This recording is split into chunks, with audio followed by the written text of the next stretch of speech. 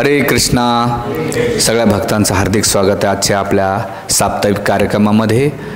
आपण मागच्या 2-3 कार्यक्रमापासून वैष्णव आचारसंहिता कशी असली पाहिजे, कोणतेही संस्था चालवायचं असेल तर एक नियमावली ठरवून दिली जाते. म्हणजे शाळा असो, कंपनी असो, येऊन देश चालवायचा असेल तर देशाला चालवण्यासाठी एक संविधान असतो आणि त्या संविधानानुसार तो देश चालवला जातो. आणि कोणत्याही याच्यामध्ये ती नियमावली ठरवल्यानंतर त्यानुसार तो एक ढाचा, त्यानुसार ते कार्य चालल्या जाते. तसं भक्ती मार्गामध्ये आपण जेव्हा भक्ती करीत असताना वैष्णव आचारसंहिता म्हणजे डिसिप्लिन्स किंवा शिस्त पद्धत लावणं, त्यासाठी एक आचारसंहिता इस्कॉनने एस्टॅब्लिश केलेली आहे. ही संहिता जेव्हा रचना करण्यात आली त्याला विशेष करून श्रीमद भागवतम, भगवद्गीता, भक्तिरसाम्र सिंधू आणि ईशोपनिषद, उपदेशामृत ह्या ग्रंथाच्या आधारावर नाही का ही संहिता रचण्यात आलेली. आपल्या आचार्याने पाहिले देश काळपात्रानुसार की मनुष्य भक्तीच्या कोणत्याही प्रगती स्तरावर जरी असेल आणि त्याने बेसिक नियमाच्या तत्त्वाचं पालन नाही केलं तर त्याची भक्ती शून्य माटली जाते. म्हणून आपण नियमामध्ये राहून ते कार्य केलं तर त्याची फलीभूत किंवा समसिद्धी प्राप्त केल्या जाते. तर त्यासाठी बरेच लोक काही संस्थेमध्ये जातात, काही ड्रेस कोड पालन करतात, काही नाही करत. पण त्या ठिकाणी गेल्यानंतर आपल्याला त्या सिस्टमला किंवा त्या तत्वाला आपल्याला पूर्ण डिटेल्समध्ये माहिती पाहिजे. आणि जेव्हा आपण ती डिटेल्समध्ये माहिती घेऊ तर ती भक्ती करायला सोपे जाते. ती फायनेटिक न होता, कट्टरवाद न करता आपल्याला त्याच्या मागचं नाही का कसं फ्लेक्झिबिलिटी असली पाहिजे.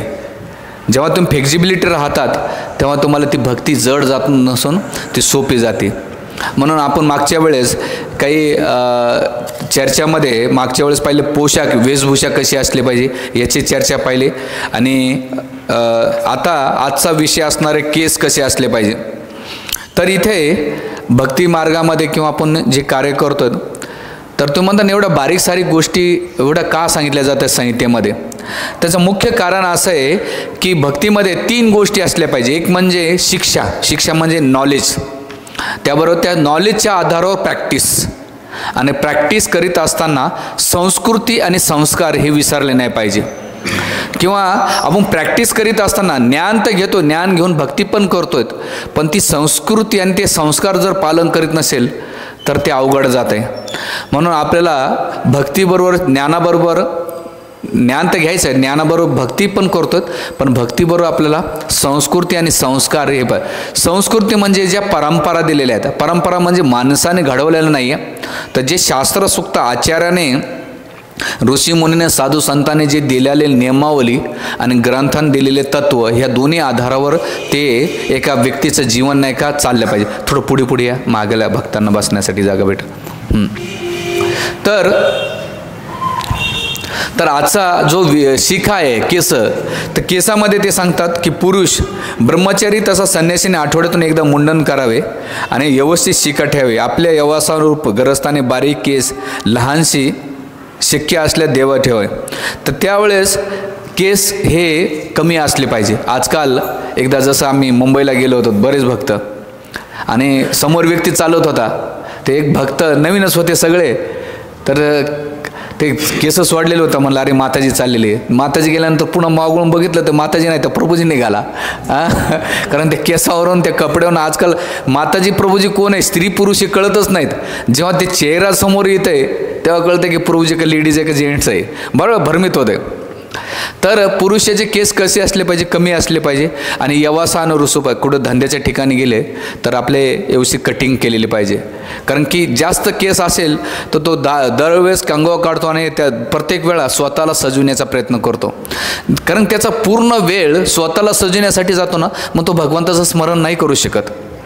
कारण सगळ्यात जास्त पाकिटाबरोबर तो कंगवा कंपल्सरी ठेवतो. म्हणजे याचा अर्थ तो केसाला किती अलर्टनेस आहे. म्हणून तिरुपती बालाजीला केस का अर्पण केले जातात? भगवंताला केस आवडतं असं नाही, तर तिथे केस अर्पण करण्याचा एकमेव उद्देश असा आहे की भगवंताला आपलं सौंदर्य अर्पण करतो. भगवंत तुझं सौंदर्य एवढं मोठं आहे, तुझं सौंदर्यच एवढं आहे की बाकीच्या सौंदर्याकडे बघणं. म्हणून मी तुला काय समर्पित किंवा मी काय देऊ शकतो, तर माझं सौंदर्य, जे माझं मेन सौंदर्य. बघा स्त्री आणि पुरुष केसाला जास्त ध्यान ठेवतात. तर तिथे बालाजीला केस का अर्पण केले जातात? त्याचा मेन उद्देश की भगवंता माझं सौंदर्य मी तुला अर्पण करतो, तुझी एकमेव आकर्षक व्यक्ती आहे, त्यासाठी बालाजीला केस अर्पण करतात. तर ह्या ठिकाणी आपण भक्तांनी विशेष करून केस केले पाहिजे. आणि मग शिखा कशी असली पाहिजे, शेंडी कशी असली पाहिजे? तर शेंडीची रचना त्याची म्हणजे 1.5 इंचाची असली पाहिजे शेंडी, शिखा म्हणतात त्याला. आणि का बरं शिखा ठेवायचे? त्याला एक वेदांमध्ये जे ऋषी कात्यायन यांनी एक सूत्र दिलेले आहे, त्या सूत्रामध्ये म्हटलेलं आहे की जो कोणी शिखा ठेवतो त्याला मेधा ह्या शब्दाचा अर्थ बुद्धिमान व्यक्ती होतो. बघा, तुमचे 2 भवरे असतात, एक भवरा किंवा 2 भवरे. कोणी भवरे पाहिलं तर म्हणतात अरे याला 2 बायका आहेत किंवा 1 बायको आहे. तुम्हाला कॉमन ऐकलं असेल महाराष्ट्रामध्ये. तर त्या भवरेच्या ठिकाणी सगळ्या केसाचा केंद्रबिंदू असतो आणि तिथं ब्रह्मरुद्र असतं. ब्रह्मरुद्र जेव्हा योगी लोक देह त्याग करतात तर त्यांचं शरीर किंवा आत्मा ह्या जी टाळू म्हणतात ना आपल्याकडे, त्या टाळीतून किंवा त्या ब्रह्मरुद्रातून त्याच्या शरीर जाऊन तो ऊर्ध्वगच्छित म्हणजे उच्च लोकात तो जात असतो. म्हणून अप्पार, पूर्व आणि उत्तर. पूर्व म्हणजे ऋषीमुनी काय करतात, मोठमोठ्या जटा ठेवतात. ते जटा ठेवणं म्हणजे काय, जे पूर्व भागावर केंद्रबिंदू करून भगवंताला संपर्क करणं किंवा त्याच्यातून त्यांना ती तेजस किंवा ब्रह्मरुद्राला सिक्युअर करून ठेवतात. तर त्यासाठी अपार म्हणजे मागच्या उत्तरार्थ आपण जी शिखा ठेवतो, शिखा कुठं असली पाहिजे? मेन जे भवरा आहे त्या ठिकाणी ती शिखा असली पाहिजे. शिखा हे ठेवण्याचं कारण की त्या ब्रह्मरंध्राचं रक्षण करणं आणि तिथून जे तेजस्वीपणा आहे, मेधा आहे, ज्ञान घेण्याची वृत्ती आहे, ज्ञान, दया, करुणा किंवा शास्त्राबद्दल समजण्यासाठी शिखा ठेवल्या जाते. आणि शिखा एक आणखीन एक प्रतीक आहे शिखा ठेवण्याचं, की जसं कोणी पाण्यात बुडत असेल तर त्याचे केस धरून वाढले जाते, तसंच आपण जर भौतिक संसारात जात असेल तर आपले गुरु वैष्णव काय करतात, ती शिखा धरून आपल्याला ओढतात. याचा अर्थ लिटरली धरतात असं नाही, तर ते सांगतात की नाही तू वैष्णव आहेस आणि तू या मार्गाला जाऊ नकोस. म्हणून पहिल्या काळामध्ये लेडीज वेणी ठेवायची आणि पाण्यात बुडत असेल तर लोक ते वेणीला धरून वळायचं. आणि शिखा ठेवण्याचं आणखीन एक कारण असं आहे की शिखा म्हणजे भगवंत माझे स्वामी आहेत आणि मी त्यांचा सेवक आहे, तर स्वामीच्या प्रसन्नतेसाठी केस ठेवलं जातं. म्हणून हे शास्त्रामध्ये सांगितलेलं आहे. तर ते शिखा ठेवण्याच्या मागचे 2 कारण आहेत. एक तर म्हणजे समर्पण भावना, मी कोणाच्या प्रती समर्पण करतोय, गुरुच्या, वैष्णवांच्या आणि भगवंताच्या प्रती समर्पण, शरणागती. आणि त्यामध्ये शरणागत झाल्यानंतर मेन उद्देश आहे की या जगामध्ये माझी आसक्ती नाही आहे. कारण माझी आसक्ती, जिथं आसक्ती असेल तिथं आपलं ध्यान जास्त जाते. त्यामुळे केसच ठेवले नाही तर आसक्तीचा विशेष नसतो. म्हणून शिखा ठेवली भगवंताच्या आणि बाकीचे केस काढून टाकले. बघा तुम्हाला किती हेडाक असतो, आठवड्यातून शॅम्पूनं 2 वेळा धुणं, पुन्हा 10 वेळा ते सवरणं, प्रत्येक वेळा आरशात पाहणं. आम्हाला डोक्याला हेडाक नाही, आमचा किती टाईम असतो, 8 दिवसातून एकदा करतो, मग तिथं टाईम असतो. ड्रेस कोडच्या बाबतीत आम्हाला टेन्शन नाही. तुम्ही दुकानात गेले तुमचं 2 घंटे जात असाल, हे चॉईस करू ते. आता जसं मी माझ्या घरीच बघतोय, एक कपडा आणायला 10 वेळा जातात ते, आणि 10 वेळा बी पसंत येत नाही, आलं तरी ते वापस करते ना असं कर. म्हणलं किती वेळ जात असेल या लोकांचा बाबा त्याच्यामध्ये. पण एकच कलर, नो चॉईस, डोक्याला ताणच नाही. आता ते म्हणा प्रभूजी आता काय तुमच्याकडे कपडे घालायचे का? नाही, तो उद्देश नाही. मेन उद्देश आहे की साधं राहणं, विचार ठेवून आपला जास्तीत जास्त वेळ सत्कर्माला लागला पाहिजे, ना की तो भौतिक कर्माला. तर इथे शिखा संदर्भात नाही का हे त्याचं कर्तव्य. आणि म्हणून इथे ब्रह्मांडाचं आणि तेजस इथून प्राप्त होते. आणि 10 जे आज्ञाचक्र आहे, आज्ञाचक्रामध्ये तिथून नाही का अर्धचक्रातून नाही का भगवत धामा जाण्यासाठी मार्ग असतो. त्यासाठी पुरुषाने शिखा ठेवली पाहिजे आणि स्त्रीनं वेणी ठेवली पाहिजे. आणि मग त्यासाठी नियम असे आहेत. पहिला नियम आहे केस कधी सोडले पाहिजे आणि कधी बांधले पाहिजे याचे नियम दिलेला आहे. पहिला नियम आहे की झोपताना, अंत्ययात्राला जाताना किंवा शौचक्रिया करताना शिखेची गाठ सोडावी.